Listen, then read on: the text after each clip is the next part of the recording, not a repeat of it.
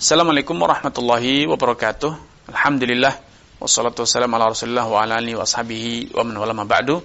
Kaum muslimin dan muslimat peserta grup Dirasat Islamiyah yang semoga senantiasa dirahmati Allah Subhanahu wa taala.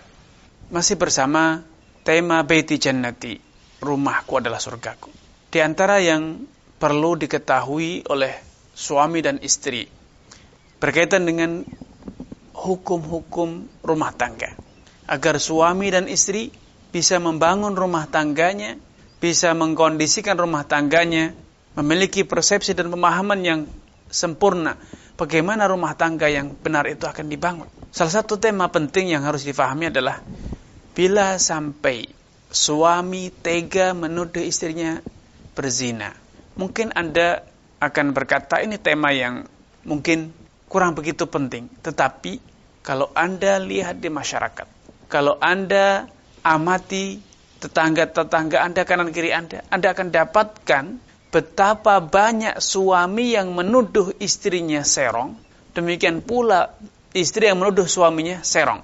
Betapa banyak seorang istri yang menuduh suaminya menyimpan wanita lain, atau dengan kata istilah jajan, demikian pula suami yang menuduh, mencurigai istrinya telah berbuat serong, berkhianat, selingkuh.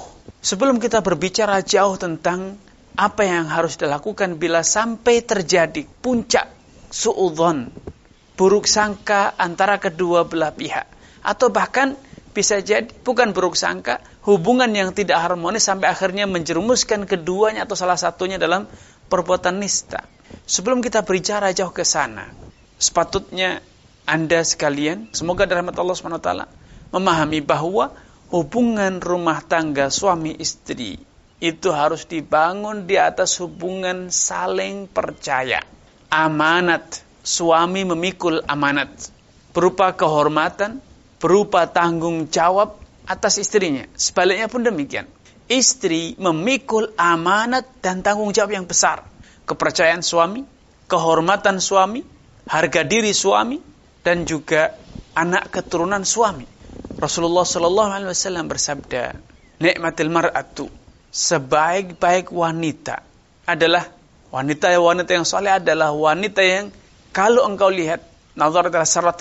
Kalau engkau lihat dia, engkau mandang dia bisa menarik simpati hatimu, menjadikan hatimu sejuk, menjadikan hatimu tentram, damai, senyum yang senantiasa terkulum, tatapan mata yang memancarkan keharmonisan dan kasih sayang, keibuan, kesetiaan, dan penampilan yang senantiasa elegan sebagai seorang istri. Kemudian bukan sekedar wanita itu jaga penampilan, tetap berpenampilan prima di hadapan suami, tetapi ia juga taat. Dia taat kepadamu kalau engkau perintah dia. Kalau engkau perintahkan, dia taat kepadamu. Kemudian dia juga apa? Hafidhatka.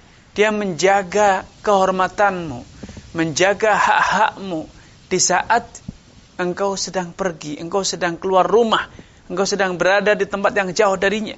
Apa yang dijaga?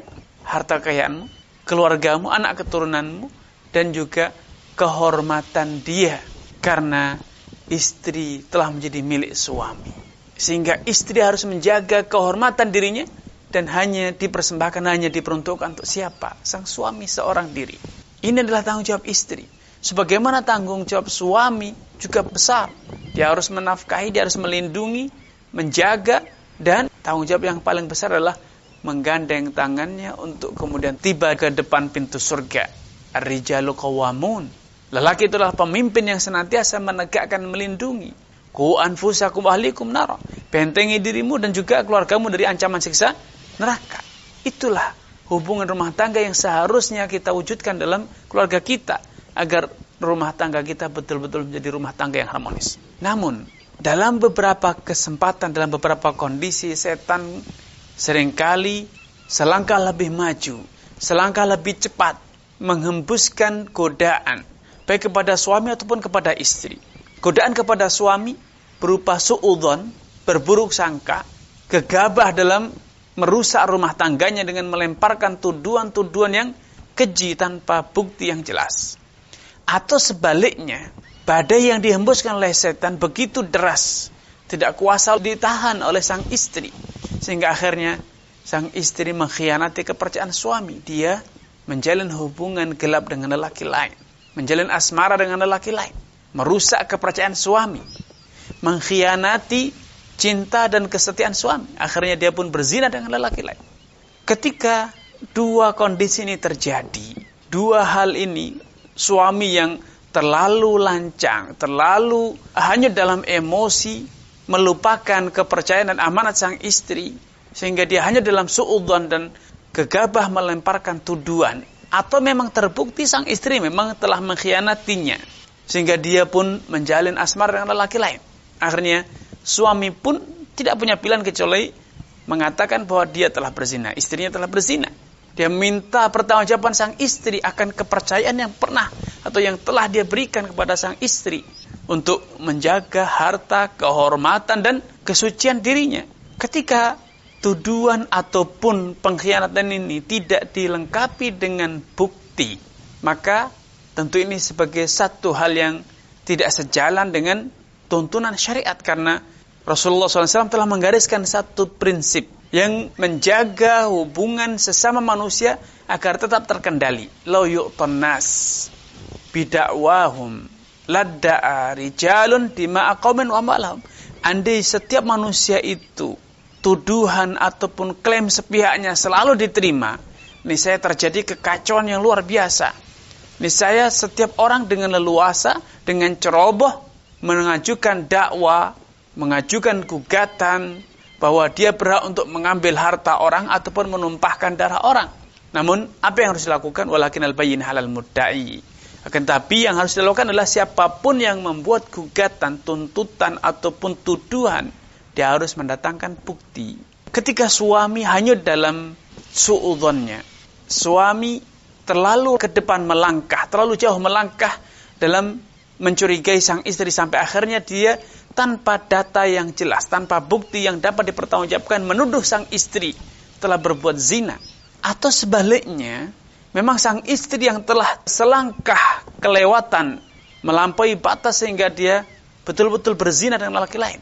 Namun masalahnya, untuk bisa membuktikan suami jujur dan istri pun betul dia telah berzina, namun untuk bisa kemudian menjerat sang istri di pengadilan agama agar ditimpakan hukum zina kepadanya, itu bukan hal yang mudah. Apalagi berzina itu seringkali dan selalu dilakukan di tempat-tempat yang tersembunyi. Sehingga secara meyakinkan sang suami tahu dengan bukti-bukti yang meyakinkan, tetapi bukti itu kurang bisa diterima di proses peradilan.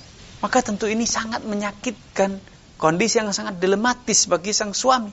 Kalau dia menuduh tanpa bukti, maka dapat digugat balik oleh istri. Tetapi ketika tuduhan sang suami tidak diperdulikan atau diabaikan oleh proses peradilan, maka ini juga menimbulkan kerusakan yang besar. Sang suami bisa saja kalap membunuh istri, bisa saja kalap melakukan hal yang di luar kendali. Kenapa? Kehormatannya telah diinjak-injak, kemudian kepercayaan telah dikhianati, rumah tangganya telah dihancurkan.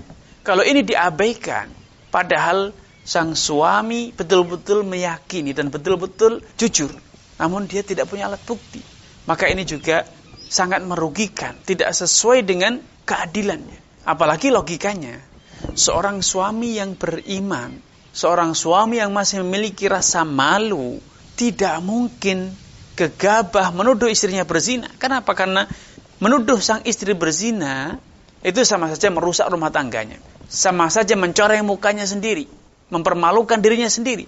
Tetapi membiarkan istri terus berzina juga menimbulkan masalah yang besar. Bisa jadi sang istri hamil dari perzinaan dan akhirnya dia membawa anak hasil perzinaan, dan bisa jadi anak itu dinasabkan kepada sang suami, dan tentu itu haram hukumnya. Haram hukumnya mengakui nasab orang atau menasabkan seorang kepada selain ayahnya. Maka Islam memberikan solusi. Kalau memang terjadi kondisi semacam ini, baik karena suami yang lancang, maka tentu istri harus mendapatkan pelindungan agar nama baiknya, nama baik keluarga besarnya tidak tercoreng dengan kecerobohan sang suami. Atau sebaliknya, kelancangan sang istri yang mengkhianati kepercayaan suami juga sepatutnya dihentikan agar sang suami tidak terus menanggung kerugian rumah tangganya yang berantakan, harga dirinya yang telah dinodai, keluarganya yang terhinakan. Sepatutnya harus dibela agar keadilan menjadi tegak, rasa sakit hati sang suami terobati. Maka Allah Subhanahu wa taala memberi solusi yang luar biasa, yaitu dengan mensyariatkan li'an. Allah Subhanahu wa taala berfirman, "Walladzina yarmuna azwajahum wa lam yakul lahum syuhada illa anfusuhum." Para suami yang telah menuduh istri-istri mereka telah berzina, padahal mereka tidak punya saksi, kecuali pengakuan dirinya sendiri, tuduhan dia sendiri. Fa syahadatu ahadihim arba'u syahadatin billah innahu laminas shadiqin. Maka sebagai pengganti alternatif saksi, alat bukti alternatif yang menggantikan fungsi saksi adalah suami bersumpah 4 kali dengan menyebut nama Allah bahwa dia jujur, dia telah benar dalam tuduhannya bahwa sang istri telah berzina. Sebanyak 4 kali.